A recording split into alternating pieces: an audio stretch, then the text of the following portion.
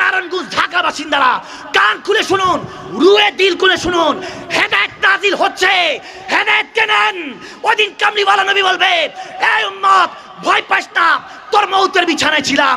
মুনকার নাকির প্রশ্ন করার আগে যদি নবীর পথে চলতে পারেন, আল্লাহর পথে চলতে পারেন, কামলিওয়ালা নবী ডাক দিয়ে বলবে, এই মুনকার নাকির প্রশ্ন ছাড়। সে কি বলবে? আমি তার কি লাগি?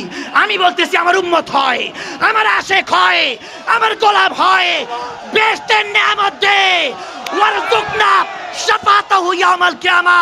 ওইদিন নবীর সুপারিশে আল্লাহ তাবারক ওয়া তাআলা জান্নাত দান করে দিবেন।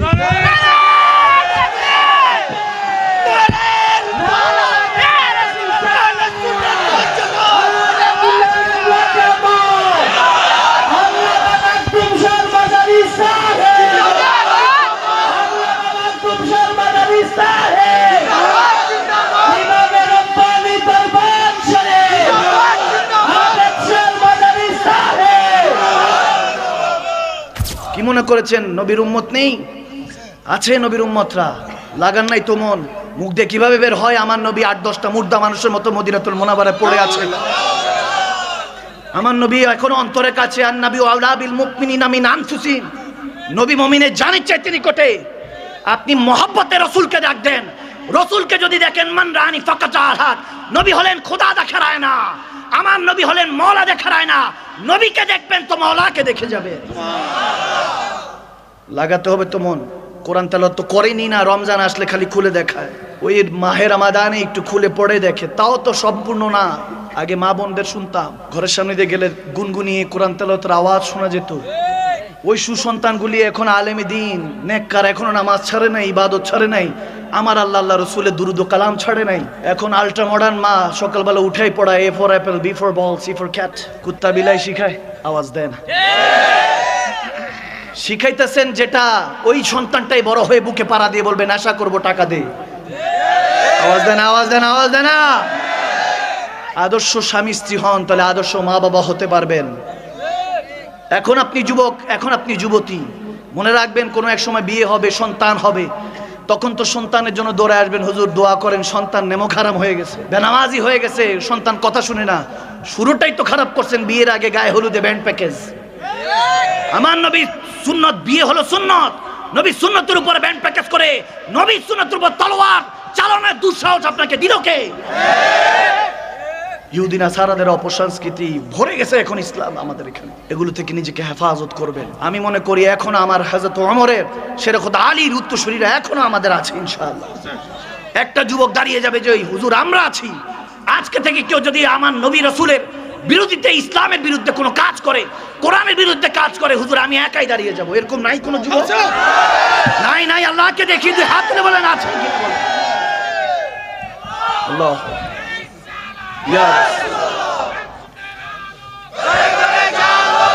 বুঝানোর ওয়ে জানতে হয়। আমরা উঠি স্টেজে, উঠে একজন একজনের সমালোচনা শুরু। কি হয়েছে, সমস্যা কি? কি অনেক বড় আল্লাহর ওলি হয়ে গেছি আমরা?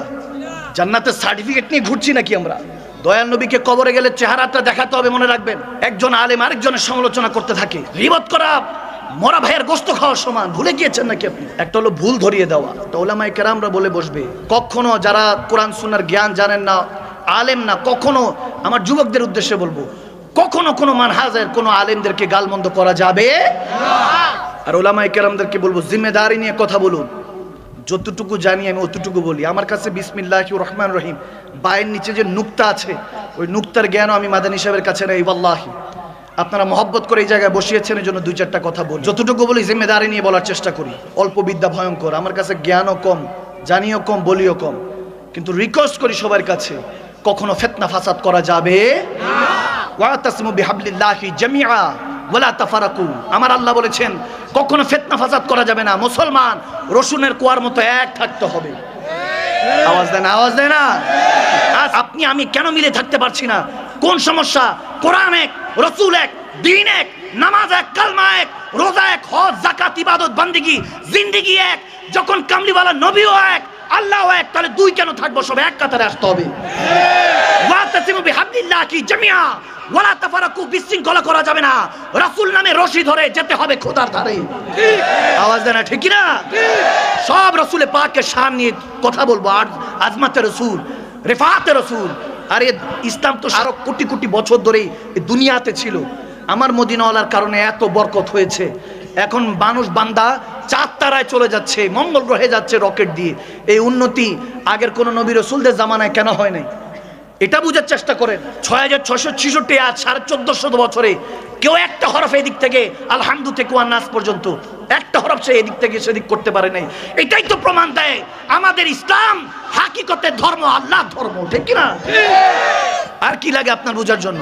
আল্লাহর পথে আসার জন্য আপনার আর কি লাগে? আপনি ভাবতেছেন নামাজ পড়েন না, ইবাদত করেন না, আল্লাহ সেজদা করেন না। রং, ইউ আর অ্যাবসলিউটলি রং। আল্লাহ আপনাকে ওই তৌফিকই দেন আল্লাহর সামনে দাঁড়াবার। আমার আল্লাহ আপনার সেজদার জন্য তোয়াজ না, আমার আল্লাহর ওটা ঠেকা পড়ে নাই। আপনি ঠেকা। যতক্ষণ এই জেসেমে বডিতে রুটা আছে ততক্ষণ দামি। একটু অসুস্থ হলে তো রু বের হয়ে যেতে চায়, ওটা বুঝেন না আপনি? একটু অসুস্থ হলে জিহ্বা যখন জ্বর হয়, পোলাও গোশ আনলেও তো আপনার ভালো লাগে না, আওয়াজ দেয় না। আমার কথা আপনাদের খারাপ লাগছে না? আল হক কুমরুন, হক কথা তিতা, কিন্তু আমি বলি সদা। আমার দাদা হাজরত কেবলা মদিনা ছেড়ে বাংলাদেশে আসছে। We are not actual Bengali, আমরা অরিজিনাল বাঙালি না। আমি বাংলাদেশে জন্ম, কিন্তু আমার দাদা পরদাদারা ওনারা মদিনা থেকে এসেছেন এই বাংলাদেশে। আমরা শুধু ওই জায়গা থেকে, আমার দাদা হাজরত কেবলা বলেছেন মদিনা শরীফে ওই জায়গার মধ্যে সয় সম্পত্তি ছিল, আমাদের এখনো বাচ্চা ছাড়া ওইখানে অনেকে আছেন। বলে ওখানে ছেড়ে চলে আসছি। আমার কামলিওয়ালা নবী বলেছেন বাংলাতে যাও, ইসলাম প্রচার করো। আপনাদের এখানে আসার একটাই উদ্দেশ্য, বান্দা হেদায়েত। আপনি আমার ভাই, আপনাকে নিয়ে জান্নাতে থাকতে চাই, আর অন্য কিছু না। কেন ফেরকা করেন? কেন আলাদা করেন? দুনিয়াতে শুধু দোয়া কামান, আর কিছু না। মাল কামায় লাভ নেই। ফেরাউন নমরুদ অনেক কামাইছে, ফেরাউন নমরুদ অনেক কামাইছে, ইতিহাসের পাতা থেকে মুছে গেছে নামটা ছাড়া। আর যারা দোয়া কামাইছে তাদের নাম নিয়ে এখন দোয়ার ব্যবস্থা করা হয়, আওয়াজ দেয় না। আর আমাদের সমাজে যারা এমপি, মন্ত্রী, মেয়র, কমিশনার, চেয়ারম্যান, যারা এলাকাটাকে নেতৃত্ব দেন, আপনাদের বড় দায়িত্ব। খোলাফায়ে রাশিদিনরা এভাবে কখনো দায়িত্ব অবহেলা করেন নাই। জিম্মেদারি নিয়ে করতে হবে, সমস্ত কাজ জিম্মেদারি নিয়ে করতে হবে। দেশপ্রেমী মানুরাঙ্গ, এতে কোনো সন্দেহ নেই। হযরত ওমর ইবনুল খাত্তাব, আমার নবীর দ্বিতীয় খলিফা, তেনার একটা হাদিস শুনুন, বায়াকি শরীফে হাদিস। ইমাম কুরতুবী আলাইহি রাহমাও বর্ণনা করেছেন এটা। তিনি বলতেছেন হযরত ওমর দিনে জিহাদ করতেন, রাতের বেলায় ছদ্মবেশে বের হতেন, মক্কা মদিনার অলিগলিতে ঘুরতেন, দেখতেন যে কে পেরেশানিতে আছে। সুবহানাল্লাহ কয় না? সুবহানাল্লাহ পড়েন। হযরত ওমর একদিন বের হয়ে দেখতেছেন একটা ঘর থেকে কান্নার আওয়াজ আসতেছে। কাছাকাছি গেলেন, ঘরের ভিতরে ডাকলেন, সালাম দিলেন, আসতে পারি? বৃদ্ধা মহিলা ছিলেন, বলতেছেন আসেন। তখন বলতেছে মাগো কি জন্য কান্না করছেন? বলে গরিবের দুঃখের কথা কে শুনবে? আর গরিব শব্দটাই যেন মনে হয় লানত, মনে হয় যেন এটাই একটা পেরেশানি। না বলতে পারে না চাইতে পারে, কিন্তু আমি মনে করি কারো কাছে চাইতে হবে না। চাইবেন কার কাছে? দেনেওয়ালা কে?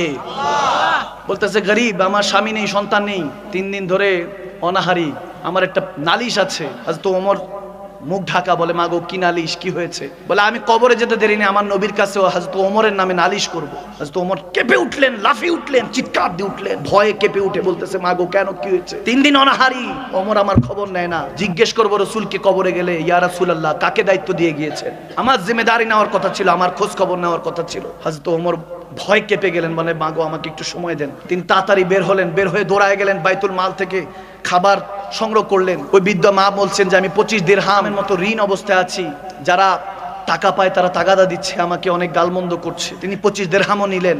এর মধ্যে হযরত ওমর তখন আমিরুল মুমিনিন, তখন মুমিনদের ইমাম, খলিফাতুর রাসূল, খেলাফতের দায়িত্ব তেনার কাঁধে। যখন তেনার কথা বলছি, ভোটটার সময় প্রাড়ো গাড়ি থেকে নামি, সালাম দেই, 5 বছর পর আর খুঁজে পাওয়া যায় না।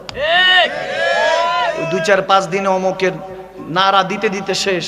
ইল্লা মাশাআল্লাহ, কিছু কিছু ভালো আছে, আবার অনেকে আমরা খারাপ আছি। যখন হযরত ওমর ওই খাবার দাবার উঠালেন, কাদের মধ্যে একজন দৌড়ায় আসলেন সাহাবা, বলছে ইয়া আমিরুল মুমিনিন, আপনি কাঁধে কেন উঠাচ্ছেন, আমাদের কাঁধে দেন।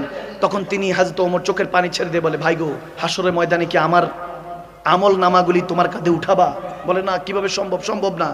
বলে সেদিন যেহেতু আমার ভারটা আমি উঠাবো, আজকে উঠাইতে দাও, আজকে বড় জিম্মেদারি এসে গেছে। চোখের পানি ছেড়ে দিয়ে তিনি দৌড়াতে দৌড়াতে গেলেন, ওই মাটার কাছে খাবার রাখলেন, 25 দিরহাম দিলেন, বলেন মাগো ক্ষমা করে দেন হযরত ওমরকে, চাপে থাকে, অনেক প্রেসার থাকে, ভুলে গিয়েছে হয়তো। বলে না, ক্ষমা করবো না। বলে আমার খাতিরে ক্ষমা করে দেন। বলে ঠিক আছে, আপনার খাতিরে ক্ষমা করতে রাজি আছে। একটা দস্তক, একটা কাগজ নিলেন, বলে এই কাগজের মধ্যে লিখে দেন ওমরকে ক্ষমা করে দিয়েছি, এটা লিখে বলে এবার সিগনেচার করেন। যখন সিগনেচার করবেন, এই দিক দিয়ে শেরে খোদা আলী এসেছেন। শেরে খোদা আলী ওই ঘরে এসে বলতেছেন হযরত আব্দুল ইবনে মাসউদ রাদিয়াল্লাহু তাআলা থেকে এটা বর্ণিত হাদিস, তিনিও সাথে ছিলেন। বলতেছেন আমি শেরে খোদা আলী সহ যখন ঘরে ঢুকলাম, সালাম দিলাম, ইয়া আমিরুল মুমিনিন হযরত ওমর, ভাই আপনি এখানে কি করছেন? এই কথা শুনে ওই খাতুন, ওই বিদ্যার মার হাতের থেকে ওই কাগজটা, ওই কপিটার সাথে সাথে পড়ে গেল ভয়ে। পড়ে গিয়ে বলতেছে, আপনি ওমর, আপনি আমার কাছে এখানে দাঁড়িয়ে আছেন, আমার জন্য এত খেদমত করছেন। বলে মা, ওমর নাকি, এগুলো বাদ দাও, সিগনেচার করো, সিগনেচার করো, মোহর মারো, এটাই আমার নাজাতের জারিয়া হতে পারে। যখন তিনি বলতেছেন আমাকে ক্ষমা করে দাও, যখন ক্ষমা তিনি সিগনেচার লিখলেন, যদি আপনি ওমর হয়ে থাকেন তাহলে তো আমি রাসূলুল্লাহর কাছে বলবো যে আপনি যার কাছে দায়িত্ব দিয়েছেন তিনি সুমহান মর্যাদার অধিকারী ছিলেন। দ্বিতীয় খলিফা যিনি 40 ডেজ লেটার, 40 দিন পর যেই রাস্তা দিয়ে হযরত ওমর হেঁটে যাবেন, শয়তান হাঁটতো না, এটা আমরা হাদিস মানি। আমার শয়তানের এলেম আছে যে ওমর 40 দিন পর কোন রাস্তা দিয়ে হাঁটবে, আমরা এটা মানতে রাজি না যে আমার নবী আমার আগামীকালকে কি হবে সেটা জানি না, সুম্মা মাআযাল্লাহ। আমরা এটা বলতে নারাজ, নবীকে মানুষের কাতারে নিয়ে আসছি, আস্তাগফিরুল্লাহ, সুম্মা মাআযাল্লাহ। প্রাইম মিনিস্টারকে যদি নিজের কাতারে রাখেন তাহলে এমপি মন্ত্রী কি হবে? আপনি ভুলে গিয়েছেন তিনি হলেন প্রাইম মিনিস্টার ও প্রাইম মিনিস্টার, সরকার দু আলম নবী রাহমাতুল আলামিন, শাফিউল মুজনাবিন। সেই নবীকে আপনার চিনতে হবে। যারা চিনেছিল তারা এখনো স্বর্ণাক্ষরে তাদের নাম লিপিবদ্ধ আছে কোরআন হাদিসের মধ্যে। হযরত ওমরউদ্দিন চোখের পানি ছেড়ে বলে, ভাই আলী, হে শের খোদা আলী, আপনি আহলে বায়াতের একজন অংশীদার, আপনিও সিগনেচার করেন যাতে আপনি এই আশিকে রাসূল এবং আওলাদে রাসূলদের এই সিগনেচার নিয়ে আমি কবরে গিয়ে নবীকে দেখাতে পারি, ইয়া রাসূলুল্লাহ আমি সার্টিফিকেট নিয়ে এসেছি, আমাকে ব্যবস্থা করেন। ওদিন যদি নবী শুনে নেয় আমি ওমর হয়তোবা হাসরের ময়দানে পার হয়ে যাব। আরে আমিরুল মুমিনিন খলিফাতুর রাসূলুল্লাহ, আমার নবীর যারা খলিফা ছিলেন, সাহাবারা ছিলেন, তেনারা নিজেদেরকে এতটা গুনাহগার মনে করতেন। আমাদের কি সমস্যা? আমরা নিজেদেরকে এত কি মনে করি নেককার?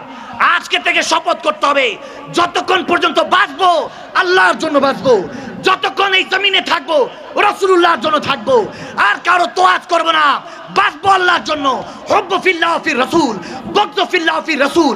আল্লাহ আল্লাহ রাসূলের জন্য ভালোবাসবো, আল্লাহ আল্লাহ রাসূলের জন্য জীবন গঠন করব, ঘৃণা করব কাউকে, অন্য কাউকে আল্লাহ আল্লাহ রাসূলের জন্য ভালোবাসবো না, ঘৃণা করব না। শপথ করতে রাজি আছি কিনা দুই হাত তুলে বলুন আল্লাহ। প্রত্যেক দিন ওয়াজ মাহফিল করি, আমরা বুঝি এগুলো। দুনিয়া ভালো অবস্থায় নেই, নিভু নিভু অবস্থা। দুনিয়াকে দেওয়ার সময় প্রায় সমাপ্তির দিকে। যখন মোমবাতি জ্বলে, ফু দিলে বন্ধ হওয়ার আগে, নিভার আগে দেখবেন ধুপ করে একটা আওয়াজ হয়, ওই সময়ের অপেক্ষা শুধু। ইসরাফিল আলাইহিস সালাম শুধু ফুৎকারটা দিতে দেরি নেই, দুনিয়াটা দেখবেন নিভু হয়ে গেছে, বন্ধ হয়ে গেছে। দুনিয়ার থাকতে আসেন নাই, শিখতে এসেছেন কিভাবে জান্নাতে যেতে হবে।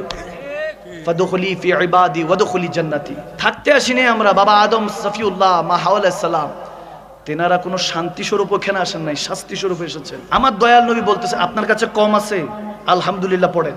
পেরেশানিতে আছেন, আলহামদুলিল্লাহ পড়েন। আমার পেয়ারা নবী সাল্লাল্লাহু আলাইহি সাল্লাম বলেন, একদিন হঠাৎ করে আমার নবীর সাথে হযরতে শের খোদা আলীর সাথে দেখা। বলছে, আলী কি ব্যাপার, শুনলাম তোমার উপরে নাকি ইদানিং খাস রহমত বর্ষণ হচ্ছে। সুবহানাল্লাহ বলে।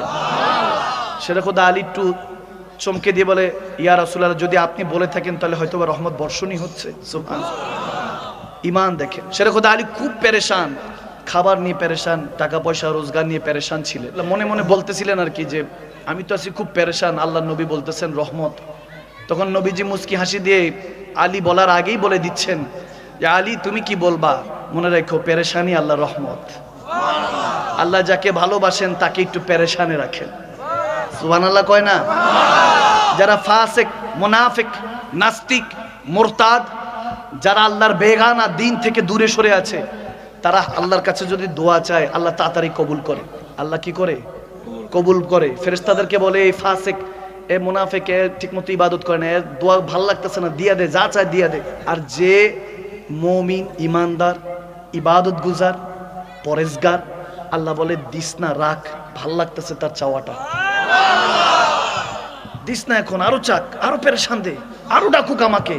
তারা আল্লাহ বলার মধ্যে মধু আছে। সুবহানাল্লাহ বলে না? ফাইন্না মাআল উসরি ইউসরা। মনে রাখবেন, দুঃখের পর সুখটা রেখেছেন কে? আওয়াজ দেন কে? আল্লাহ। বাস দুটা জিনিস থেকে নিজেকে হেফাজত করবেন, আর দুটা জিনিস নিজে করবেন। প্রথম দুইটা হলো হিংসা করবেন না, অহংকার করবেন না। প্রথমটা কি করা যাবে না, দ্বিতীয়টা, দুইটা থেকে নিজেকে হেফাজত করবেন। আল্লাহ কবুল করুক। আর দুইটা জিনিস করবেন, দুইটা জিনিস করবেন, একটা হলো ধৈর্য ধরবেন, আর সব সময় আলহামদুলিল্লাহ।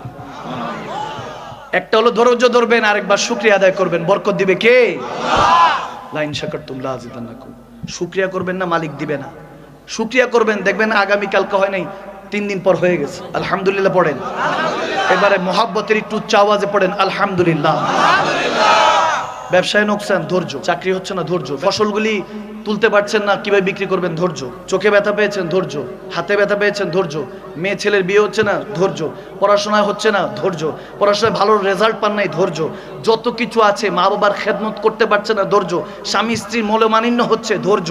সমস্ত কিছুর মধ্যে ধৈর্য ধরবেন, ধৈর্য ধরবেন। আর বলবেন আল্লাহ নিশ্চয়ই ইমতিহানগুলি তোমার পক্ষ থেকেই আসে, তুমি এখন ইমতিহান নিচ্ছ যেহেতু, যাও আলহামদুলিল্লাহ আলহামদুলিল্লাহ, যো তেরি খুশি वो मेरी খুশি, যেটাতে তোমার খুশি ওটাতে আমার খুশি। আমি জীবনে তোমার কাছে কিছু চাই নাই মালিক, এখনো চাবো না। আমি জানি আমার চাওয়ার আগে তুমি জানো কি দিতে হবে।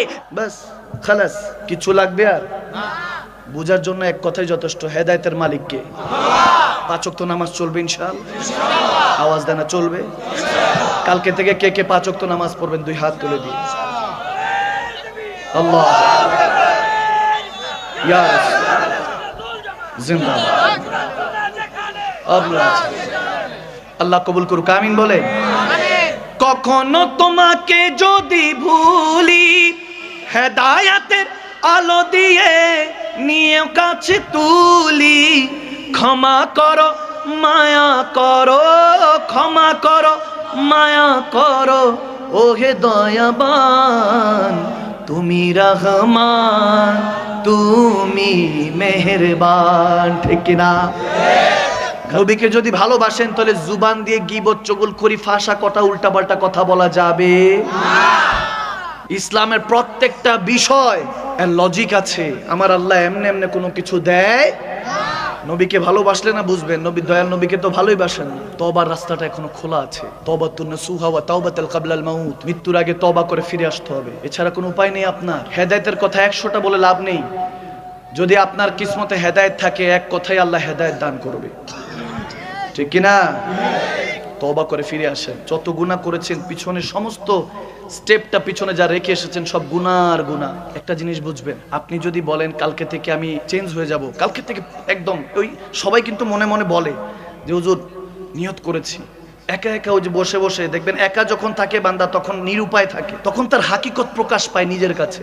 সে চিন্তা করতে থাকে কালকে থেকে পরিবর্তন হয়ে যাব, আর কার কথা শুনবো না, অনেক হয়েছে অনেক হয়েছে, প্যারেশান, ডিপ্রেশন।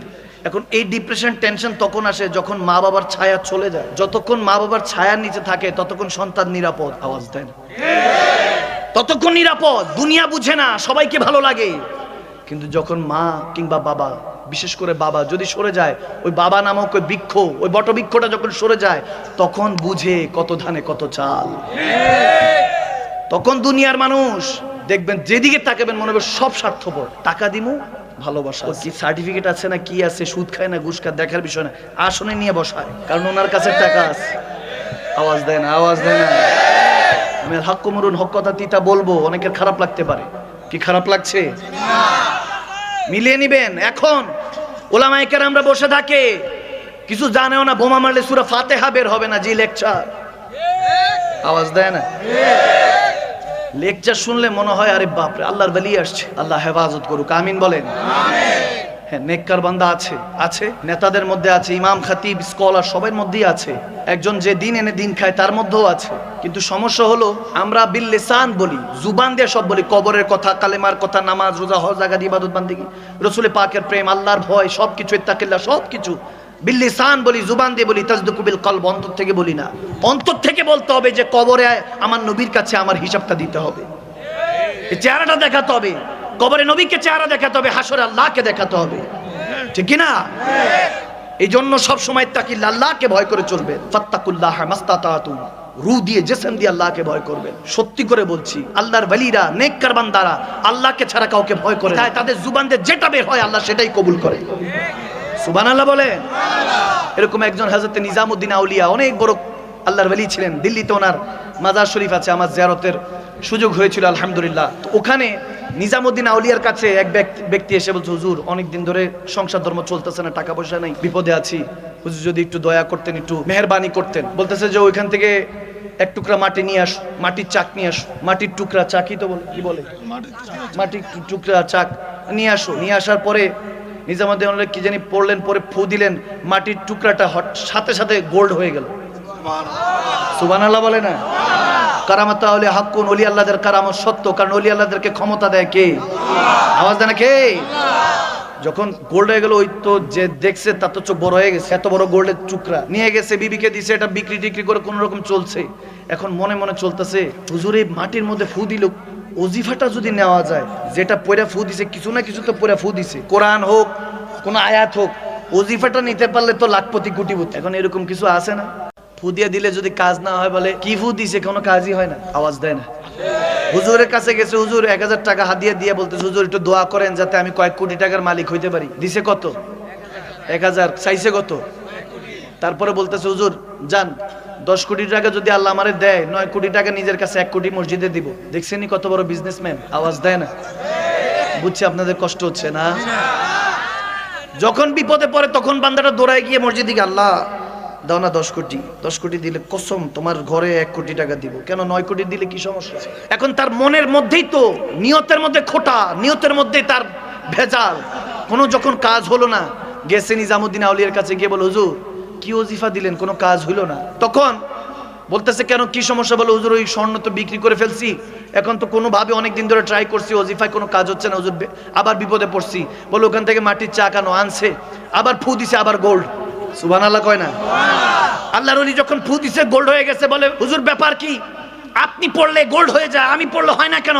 বলে, বান্দা সূরা ইখলাস, আল্লাহর কোরআন, আয়াতে কারিমা সবই ঠিক আছে, আল্লাহর ওই কোরআন তেলাওয়াত করার জন্য আমি নিজামুদ্দিন নেককার বান্দা, জুবান লাগবে, ঈমান লাগবে। তোর কাছে কোরআনে পাক তো আছে, ঈমান নাই। ঈমান মদিনাওয়ালার সাথে লাগা, জুবান দিয়ে যা বলবি তাই হবে। সে কদমে পড়ে গেল, বলল, হুজুর ক্ষমা করেন, বুঝতে পারি নাই, আজকে থেকে আর চাইবো না। নিজামুদ্দিন আউলিয়া বললেও, চাইলে আমি আমার জন্য স্বর্ণ বানাতে পারতাম, আমার জন্য করি নাই, তোর ভালোর জন্য করেছি, তোর উপকারের জন্য করেছি। এজন্য আমি যা বলেছি, যা করেছি, আল্লাহ কবুল করে নিয়েছে, কবুল করে নেয়, তুইও মেনে নে, আল্লাহ কবুল করে নিবে। তখন সে সাথে সাথে বলল, আমি আজকে থেকে কবুল করে নিলাম, কালমা পড়ে তওবা করে ফিরে আসলো। যখন ঘরে গেল, বউ বলল, কি স্বর্ণ এনেছো? বলে, স্বর্ণ লাগবে না, আজকে রব্বে করিমকে পেয়ে গিয়েছি, নবীকে, রাসূলুল্লাহকে পেয়ে গিয়েছি, আমার দুনিয়ার খাজানা লাগবে না। বলতে দেরি নাই, বলতে দেরি নাই, তার আশেপাশে যত মাটিগুলি ছিল, জুবান দিয়ে এখন কিছুই পড়ে নাই, জুবান দিয়ে আল্লাহকে মেনে নিয়েছে, রাসূলুল্লাহর ভালোবাসা মেনে নিয়েছে, তার জুবান দিয়ে নিঃশ্বাস যতটুকু বের হয়েছে সমস্ত কিছু স্বর্ণতে পরিণত হয়ে গিয়েছে।